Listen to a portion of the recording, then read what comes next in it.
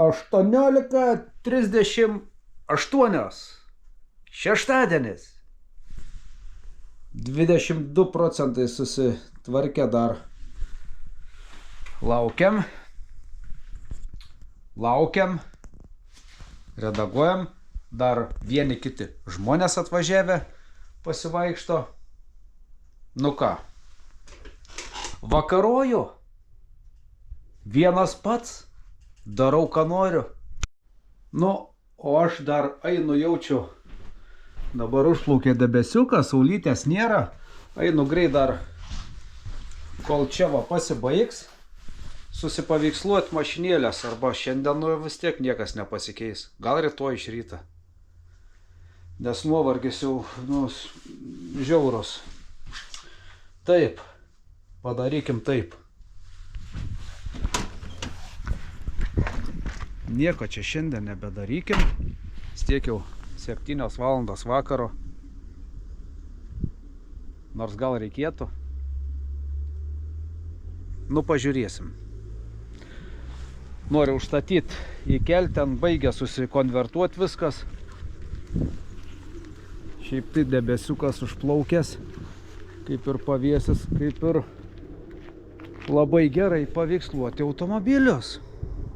Nes ant saulės tokias nesąmonės nuotraukos nublankusios tokias, ne tiek, kad pati mašina, bet objektyvas, prieš saulės, spinduliai, visokias nesąmonės, nei tą vidų normaliai nupaveiksluot, kad žmogus pamatytų, nei vėjų vėjas. Jau čia einam, pasiemam telefoną, kiek aš jau užtruksiu. Viskas. Šitas į namus, čia beje kliento palikta, kad mes galėtumėm prisijungti ir padaryti pavedimą už automobilį. Žmogus atkapstė savo prisijungimus visus. Galvojam, spėsim darbę, bet nespėjom. Dabar surado, vežu į namus, prisijungsim ir padarysim pavedimą už automobilį. Ir tikrai padedam ne kažkokiais sumetimais ten, ne dėl kažkokios naudos kartais, tiesiog tiek, kai reikia prisideklaruoti tą mašiną, tiek ten. Nu tikrai, kiek įmanoma nuo mūsų stengiamės viską sutvarkyti, kad būtų visiems patogu ir visiems gerai. Tik aišku, visada visiems geras nebūsi. Nu kaip geras? Kaip tas geras? Dėl ko dažniausiai pyksta, rašo, nepatenkinti? Dėl automobilių kainų. Bet kiekvienam, vat jūs irgi pagalvokit savo automobilį, kai pardavinėsite, jūs tikrai geras, jūs tikrai jį prižiūrėjo ir nematot šiuo metu jame kažkokių negerų dalykų. Nu jūs neatiduodat jo pusvelčiui, nes aš irgi lygiai taip pat savo mašinos, nenoriu atiduoti pigiai, bet kai reikia kitą pirktis, tu automatiškai, čia iš inercijos, mes jau tą įgimę esam, kad nusipirkti, kuo pigiau. Ir kai vieną kitą įdedi už brangiau, ar rida, ar dar kažkas, pasipila ten, rida atsukta, rida neatsukta, tiek nuvažiavus ilgai nebevažiuos už tokius pinigus tokių metų. Taip viskas padaryta yra. Tiesiog žmonėms, kuriems atrodo, kad per brangu, kad netinka rida, kad per seną mašiną už kažkokius pinigus per didelius. Tai tiesiog, neperki, ieškais kitos ir viskas. Ačiū, kad išklausėt ir iki ryto. O, nespėjot nei pamiegot, ir vėl aš čia neduodu ramybės. Nu ką, kiek valandų turim? Lygiai 9. Lygiai 9. Biški vėluoju į darbą. Sekmadienis. Sekmadienis. Šiaip ne į darbą, reikėtų bažnyčią. Iš tikrųjų. O tik paskui į darbą. Ne, sekmadienį negalim dirbti. 10 Dievo įsakymų yra. Ir skambutis.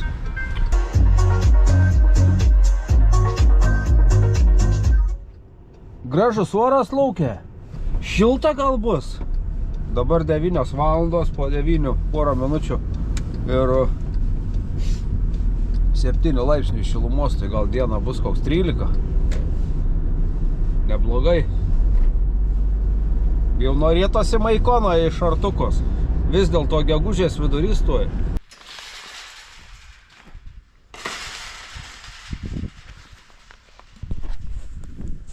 Viskas atidaryta. Kaip nyku. Jo, tą mašinikę. Čia klientą BMW atvažiuos pasiimti. Eisim sufilmuoti šitą. Eisim sufilmuoti ten pilką M sportą. Pilką M sportą F11. Kaip tylu sekmadienio rytas. Aukštukai tik tai girdės. Čirška ten.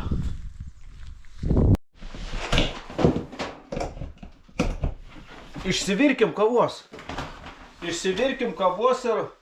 aš tuoj dar paskaitysiu jūsų komentarus. Pažiūrėsiu, ko jūs ten dar prirašėt man per naktį.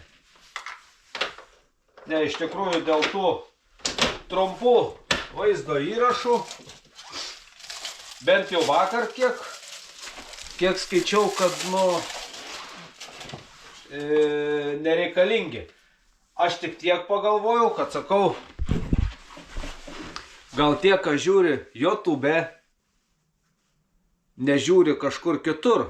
Ir sakau, įmėsiu čia tos trumpos, bet jo, tikriausiai ten viskas maišos, pinas, tai dar paskaitysiu komentarus ir jaučiu, kad nedėsim, bent jau palytai, ką vakar mačiau. Gal įsijungti aparatuką, aišku, jeigu kavą nori darytis, ne? Esmė yra tokia, apie šortus. Praktiškai vienbalsiai. Tie, kas rašėt, praktiškai vienbalsiai, kad nedėtų šortų. Dar vienas kitas žiūrovas buvo, sakė, daryk kaip nori. Ir keletą sakė, kad dėk. Bet daugumą tai nedėt. Man irgi kažkaip pasirodė, aš įsijungiau vakar pasižiūrėti, kaip svečias užėjęs. Kaip ten viskas atrodo, labai ten, matai, košė tokia, sriuba. Reikia eilutės tvarka, gražiai, tvarkingai. Dėt. Ir viskas. Normalius. O ne? Dirbo. Stipriai dirbo. Naktim nemiegu, bet įsiaiškinsiu pats. Įsiaiškinu.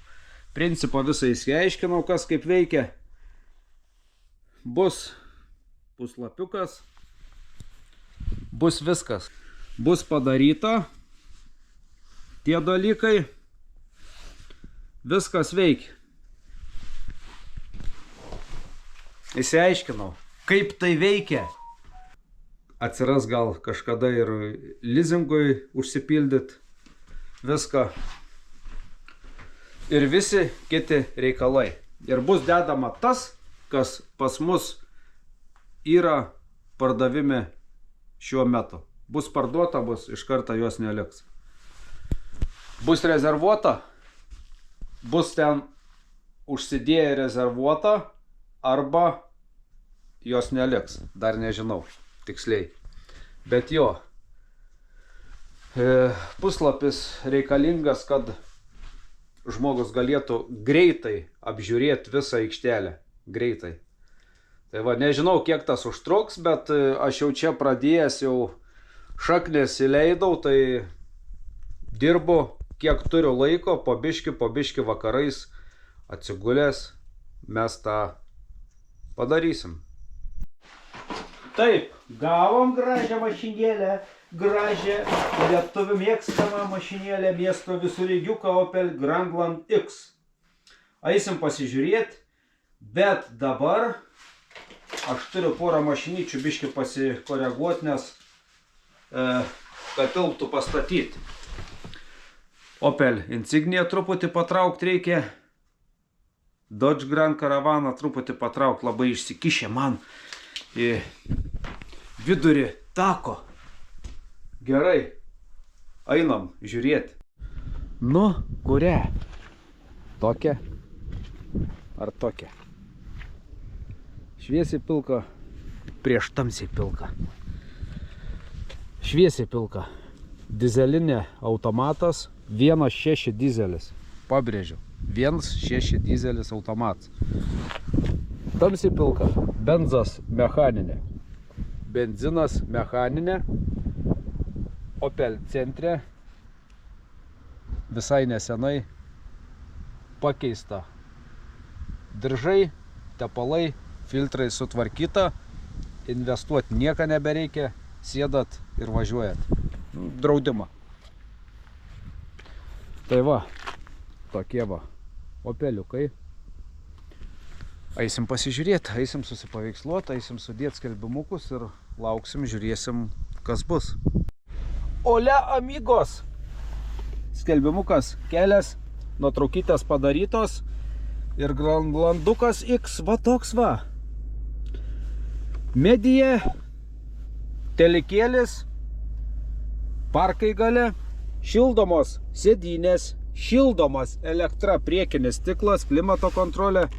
Aišku, kas be ko. Ir čia rodo, automatas.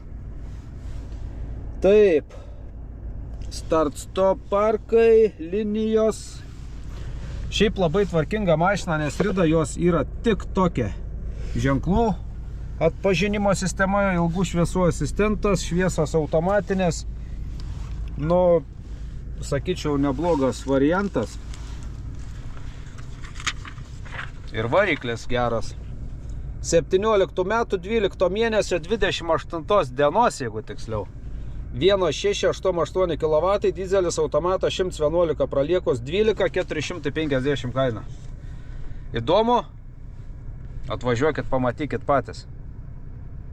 Iš tikrųjų, ta rida, aš sėdynės vien pamačiau va, ant kiek sveikos ir jos, nu, stamantrios, čia va, iš vis niekas neišsėdėta, atrodo kaip visai nesenai pagaminta. Viskas tvarkinga, gražu, jokių čia silikonų va nupūsta nėra. Šviežia, graži mašina. Tai va, tokia dizelinė, kablys yra, parkai yra. Jo, čia benzininė. Jau žiūriu, pas benzininę kablio nėra, bet yra kamera, šoniniai parkai. Pati parkuojas.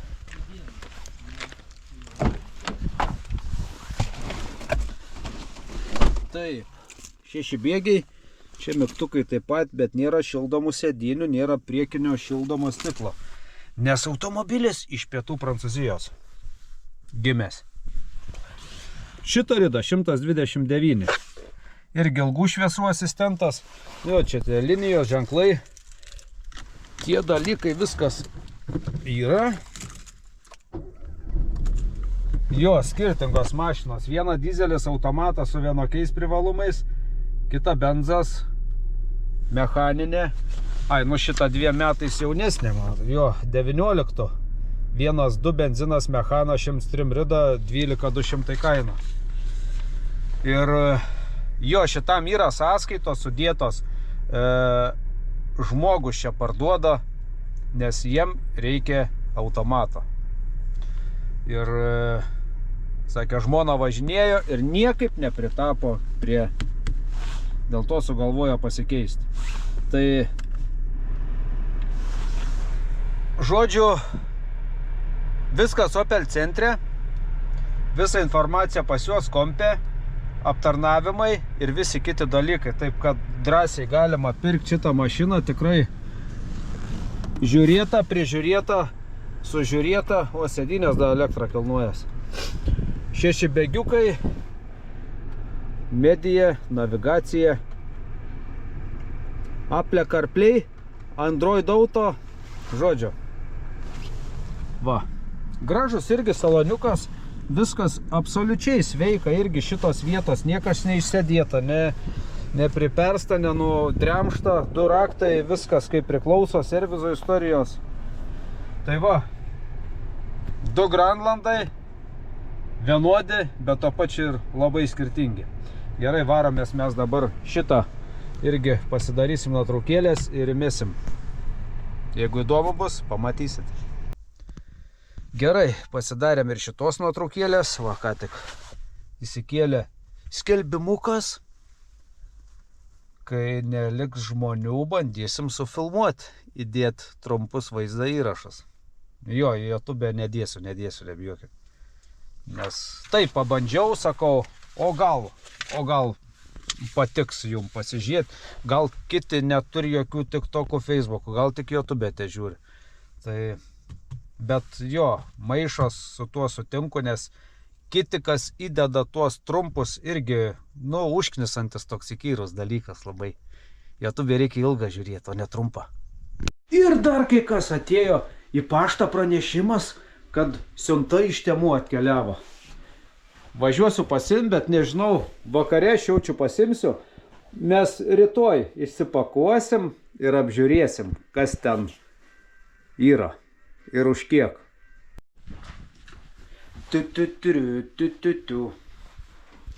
Nu, jūs pirmi pamatysit pradžią.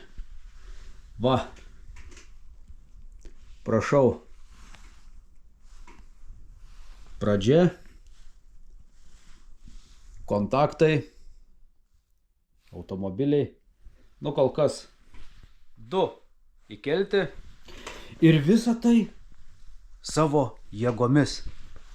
Gerai, viskas čia gerai, viskas taip kaip priklauso, viskas veikia, aišku, čia dar darbo nemažai, kol prisegi nuorodas, kol prisegi, kad paspaudus telefoną skambint galėtų, kol visus tuos dalykus, kol padarai, sutvarkai, yra ką veikti, bet nieko.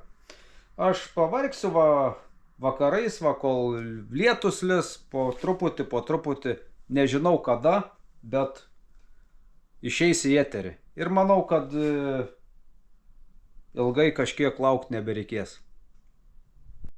O žmonės Grandland X dizeliuką žiūris, nespėjau dar nueiti, nei sufilmuoti, bet reikės eiti, kai neliks nieko, mes tą padarysim. Nu, ramu. Sekmadienis, popiet, lietus nulijo šiek tiek. Einam, pažiūrėsim dar vieną mašinytę, pasistatėm, lapuką pasidarėm. Va tokį baltą Opel Astra 2013 metų, juodi veidrodėliai, juoda stoga, šiaip atrodo gera, sakė labai geros būklės. Pavažiavau, apžiūrėjau, viskas su jie yra tvarkoj, viskas savo vietoj, viskas veikia, va, sėdynės tvarkingos, porolonas savo vietoj, rankenėlė truputį va, čia va. Įdomi čia padaryta tokie, padažyti, nepadažyti čia, sidabrinė ta spalva, bet matyt apsitrina bėgių rečegas, vairas tikrai nedažytas matau ir jis yra labai normalus. Varikliukas dirba gerai, gražiai, pažiūrim, 13 metai, 1,781 kW, dizelis mechaninė, 285 rida, 3,850 kaina. Va, Opeliukas, Astrikė, ką? Šildymas, šaldymas, USB, radija, parkai, autopilotas, šviesos automatė, 285 rida, jo. Ką žinau, šiaip iš pažiūros tikrai techniškai pavažiavus viskas gerai, varikliukas kurias be jokių problemų, be pašalinių garsų, važiuoja gerai, o kosmetiškai irgi čia nematau kažkokios nesąmonės. Nu va čia va ta rankenėlė, kad apsitrynus, bet nu, dieve brangus, 12 metų mašina. Čia dar su jie važiuok ir važiuok. Stabdžiai tvarkingi, šviesas, viskas savo vietoj, taip kaip priklauso. Tai va, einam mes ją susifilmuosim, dėsim į intiką, Va, padirbi. Prie svetainės. Vėl lietus nulyja. Vėl nulyja. Žodžio taip. Einam į lauką, man reikia pašnekėti su jumis. Ir užsimės striukę, ilgai jau čia nebebūsiu, jau 6:30 greitai. Važiuosiu namo, sekmadienis, sumontuoti, įkelti. Kažką pafilmavau vis tiek šiandien. Nu, pasikartosiu, kai yra daug žmonių, aš su kamera tarp žmonių vaikščiot nenoriu. Vienas dalykas. O kitas dalykas, gal tarp žiūrovų tarpe yra Šiauliuose, kas gamina kažkokius baldus.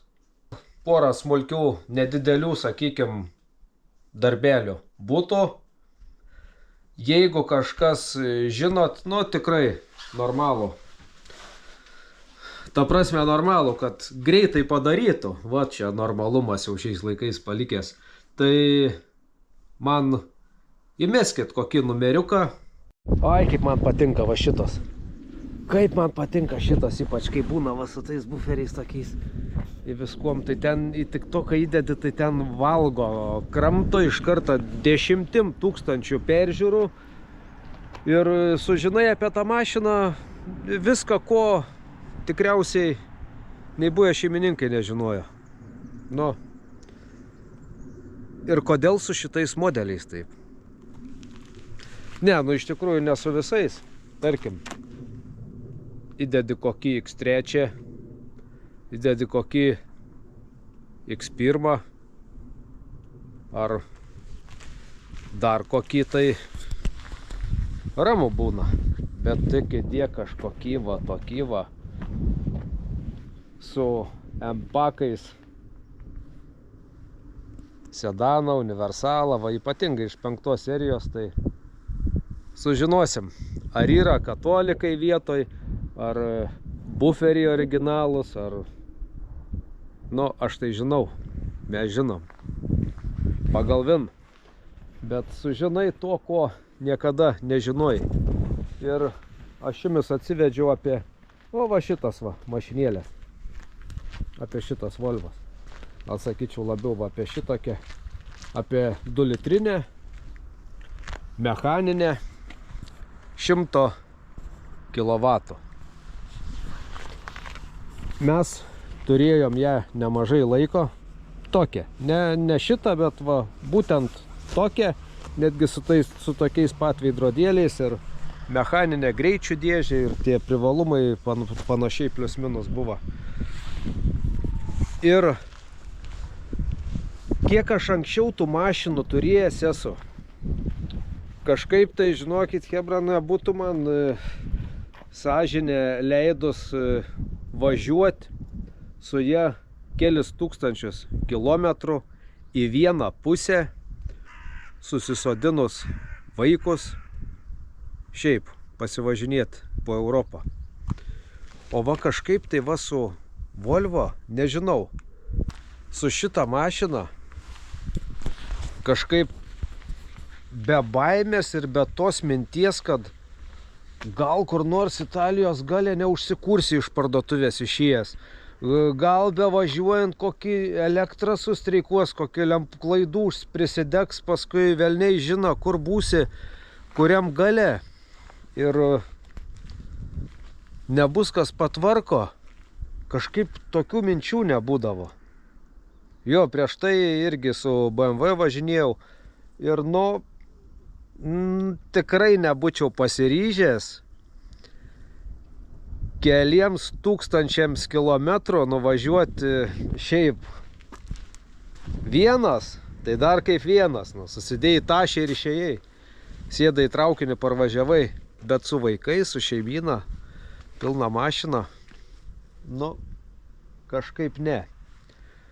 Nežinau ir kiek iš pažįstamų yra turi. Bent aš negaliu pasakyti apie benzininės, aš negaliu pasakyti apie kažkokį kitokį, nes mes esam turėję, aš esu turėjęs 2 litrai dizelinė 5 cilindrų ir 2.4 dizelinė 129 kW. Važiavo ir ten nieko nereikėjo daryti ir tarkim technikinį būdavo. Aš nežinau, čia gal pasisekė, galimai ir pasisekė, nežinau, bet ir iš pažįstamų važinėja, kas ir su jom protingai prižiūrint, kažkokių reikalų nėra. Tarkim, kas su varikliais jau būna, kad įtraukia generatoriaus, trūksta dažniausiu atveju, trūksta generatoriaus diržas, kondicionieriaus, generatoriaus stiprintuvo ir įtraukia į pagrindinį diržą, įsuka, va tada jau problemas.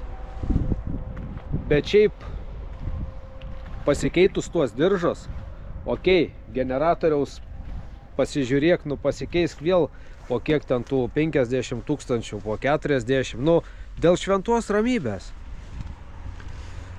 Ir tepalą, svarbiausia tepalas. Ir tikrai važiuosi ir nuo technikinio iki technikinio būdavo nei vienos detalės net pakeisti nereikėdavo. Gal, sakau, nu gal ir pasisekė. Bet negi su 1, 2, 3, negi su visom pasisekė. Ir nu tikrai, dabar šiuo metu nesu aš visiškai šališkas, būtent vienai markiai. Aplamai už tokius pinigus, sakykime, kaip šitą kokią 10-11 metų džipuką, už tokius pinigus, nu ką nupirkti? Nežinau. Tokio, kad tikrai be baimės tu važiuotum kažkur tai ir nebijotum, kad kažkas atsitiks mašinai. Apart kurą, kad pasibaigs. Ir dėl ko aš jums pasakoju? Dėl to, kad žmogus prašė pasidalinti patirtim. Sakau, savo patirtį pasakoju. Taip kaip, dar vieną. Irgi, tik pa šitą jau nežinau, tokios neturėjau. Pa šitą yra 154 kW 2.4. Čia ta galingiausia 2.4 versija. Nežinau, kas čia kitaip padaryta, nes kapotą pradarius, ten viskas praktiškai identiška. Nežinau. Garsas jų traktoriukai užsikūrė, ypatingai 2.4, tai tokie gliau. Bet jie važiuoja, jų smaugt nereikia. Smaugt nereikia, Volvo ne smaugimui. Važiuoti, tiesiog važiuoti. Bet šiaip, kad dugnai kažkokie slenkščiai šitai markiai būtų nupuvę su skylėm, aplink rankenėlės, po durėlėm, po apačiom, po dangčiais, dar kažkur tikrai nemačiau. Neteko susidurti. Gal jum kažkam tekę yra susidurti su puvusiu dugnu Volvo. Tai aš pasakiau čia tik savo nuomonę. Tų mašinų už šitą geresnių tikrai aš tikiu, kad yra, bet čia aš tik iš savo asmeninės patirties pasakoju tą, ką mes turėjom, ir važiavom 6,5 tūkstančio kilometrų be jausmo, kad užsidegs kažkokių lempučių ar dar kažko tai. O čia yra psichologiškai labai svarbu, važiuojant kažkur į kelionę. Nežinau, su kita važiuočiau, bet net nežinau, kažkaip vat nesusimašiau, su kokiu markė, modeliu aš važiuočiau dar. Nu, aišku, aš nekalbu apie tas 3 metų senumo mašinas ar 4 metų senumo. Tikrai čia be baimės, čia nėra stebuklingi tie kilometrai tiek ir ne tiek po vietą, po gatvės pramini, bet va tas saugumo jausmas, kad po vietą yra visai kitas. Nes tu žinai, kad tu esi vietoj, paskambinsi traliukai, atvažiuos, nuveši servizą, patvarkys ir viskas. O vat kai ryžtis važiuoti daug tūkstančių kilometrų, tai čia jau vėl kiti dalykai. Seniau irgi yra atkalbinėję vieną kitą markę modelį, nepirk, užsiknisi čia, kaimyno draugo uošvis iš garažo neišvažiuoja, nuolat į duobę įlindęs ją remontuoja. Nieko panašaus nebūdavo. Gal dėl to važiavimo manieros kažkaip aš nežinau. Aš nesmaugiu, kad ir autostradoje važiuoja ten 120, ne 105, nes nežinau, prasmė. Sutaupysi 15 minučių ir duosi mašinai apkrovos, atarvatsa.